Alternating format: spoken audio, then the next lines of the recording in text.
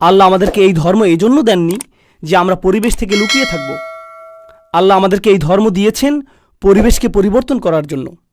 এজন্যই আসলে তিনি এই ধর্ম প্রদান করেছেন। এই ধর্ম ফিতনা থেকে পালিয়ে যায় না, বরং ফিতনাকে নির্মূল করে দেয়। এই ধর্মটির ভূমিকা এটাই। এজন্যই আল্লাহ এটাকে বলেছেন আমাদের পিতা ইব্রাহিম আলাইহিসসালামের মিল্লাত, দিন বা ধর্ম। ইব্রাহিম আলাইহিসসালামের চারপাশ শিরকে পরিপূর্ণ ছিল, আর তিনি প্রতিনিয়ত এটাকে প্রশ্নবিদ্ধ করেছিলেন। তিনি প্রতিনিয়ত প্রশ্ন করেছিলেন আর এটাকে চ্যালেঞ্জ করেছিলেন। আমরা ইব্রাহিম আলাইহিসসালামের ধর্মকে ধারণ করতে পারব না যদি আমাদের অভ্যন্তরে এমন কিছু না থাকে যা আমাদের ঈমানকে পরিচালিত করে। আমার সাথে সাথে শুধু এই বিষয়টি চিন্তা করুন। সেই মানুষেরা যারা সর্বপ্রথম কোরআন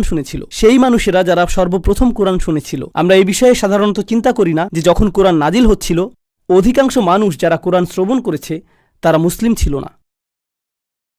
যখন কোরআন প্রথমে নাজিল হচ্ছিল আর রাসূল সাল্লাল্লাহু আলাইহি ওয়াসাল্লাম আয়াত তেলাওয়াত করছিলেন, বেশিরভাগ কান যেগুলোতে কোরআন প্রবেশ করছিল সেগুলো মুসলিমদের কান ছিল না।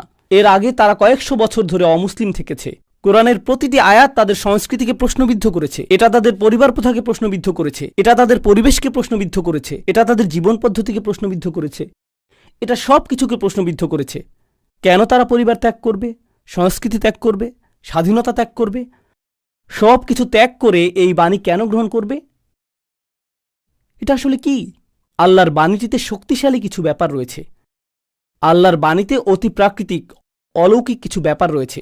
কল্পনা করুন, ইসলামের আগমনের পূর্বে তারা যা ইচ্ছা খেতে পারত, তারা যা খুশি তা করতে পারত, তারা যাকে ইচ্ছা হত্যা করতে পারত, তারা যেভাবে ইচ্ছা সেভাবে ব্যবহার করত, তারা যা ইচ্ছা তাই বলতে পারত।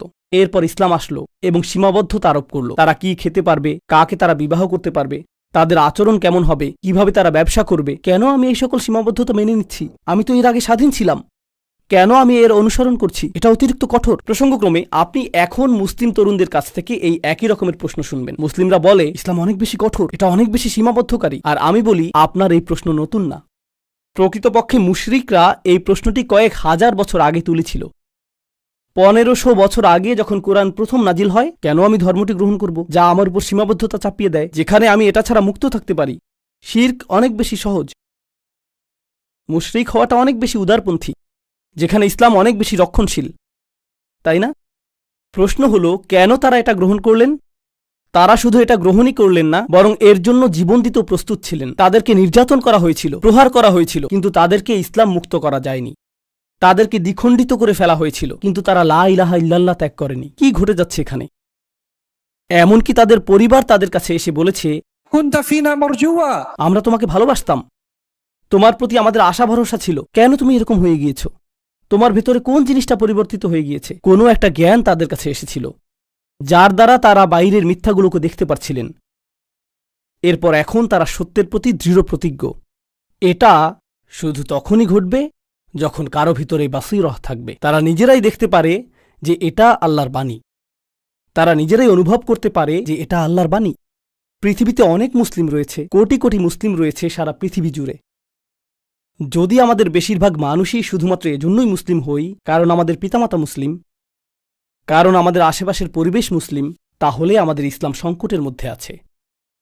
আমাদের ইসলাম সংকটের মধ্যে রয়েছে কারণ আশেপাশের পরিবেশ পরিবর্তিত হচ্ছে, আর যখন আশেপাশের পরিবেশ পরিবর্তিত হয়ে যাবে তখন ইসলামও পরিবর্তিত হয়ে যাবে। যেই জিনিসটি আমাদের ইসলামকে অব্যাহত রাখবে, আশেপাশের পরিবেশ পরিবর্তিত হোক বা না হোক, কোনো কিছু এটাকে প্রভাবিত করবে না যদি ইসলাম ভেতর থেকে আসে, বাইরে থেকে না। এটা ভিতর থেকে আসতে হবে। আমি আমেরিকায় থাকি, কখনো কখনো তরুণ ছেলেরা এসে আমাকে বলে, উস্তাদ, আমেরিকায় মুসলিম হিসাবে বসবাস করা আসলেই কঠিন। আর আমি বলি, আমার জীবনে এর চেয়ে অদ্ভুত কথা আর শুনিনি। আমেরিকায় মুসলিম হিসাবে বসবাস করা খুবই কঠিন। যখন 2+2=4 হয়, এটা ত্রিনিদাদে মেনে নেওয়া কঠিন না যে 2+2=4। আর কানাডা এটা মেনে নেওয়া অধিকতর কঠিন না, অন্য কোনো স্থানেও এটা অধিকতর কঠিন না। আগুন উত্তপ্ত, আমেরিকাতে আগুনে হাত দিয়ে আসলেই অনেক কঠিন। না না না, আগুন উত্তপ্ত, তা যেখানেই থাকুক না কেন। সত্য তো সত্যই।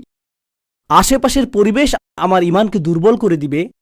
জানেন এই ধারণাটির মানে কি? আপনার ঈমান শুধুই আশেপাশের পরিবেশ থেকে এসেছে, সেজন্যই এটা দুর্বল। আপনার ঈমান ভেতর থেকে আসেনি। ঈমানকে আমাদের ভেতরে লালন করতে হবে, আমাদের ভিতরে তৈরি করতে হবে। একমাত্র সেভাবে তা আসবে যেভাবে এটা প্রথমবার এসেছিল। প্রথমবার এটা এসেছিল যখন মানুষ আল্লাহর বাণী নিয়ে চিন্তা করেছিল, রাসূলুল্লাহ সাল্লাল্লাহু আলাইহি ওয়াসাল্লাম কোরআনের আয়াত তেলাওয়াত করেছিলেন। মানুষ চিন্তা করেছিল যে এই কথাগুলো আসলে কি, তিনি কি বলছেন। আর যত বেশি তারা এটা নিয়ে চিন্তা করেছিলেন, পৃথিবীকে তত নতুনভাবে আবিষ্কার করেছিলেন। এরপর আপনি আশেপাশের পরিবেশকে জাহান্নাম বানিয়ে ফেলতে পারেন, তারা ইসলাম ত্যাগ করবে না। আপনি পরিবেশকে নির্যাতনময় করে তুলতে পারেন, তারা ইসলাম ত্যাগ করবেন না। আপনি তাদেরকে গৃহহীন করে দিতে পারেন, তারা ইসলাম ত্যাগ করবেন না। আপনি তাদের প্রিয়জনকে ঘৃণিত জনে পরিণত করে দিতে পারেন, তারা ইসলাম ত্যাগ করবেন না। কোনো কিছুই তাদেরকে ইসলাম ত্যাগ করাতে পারবে না।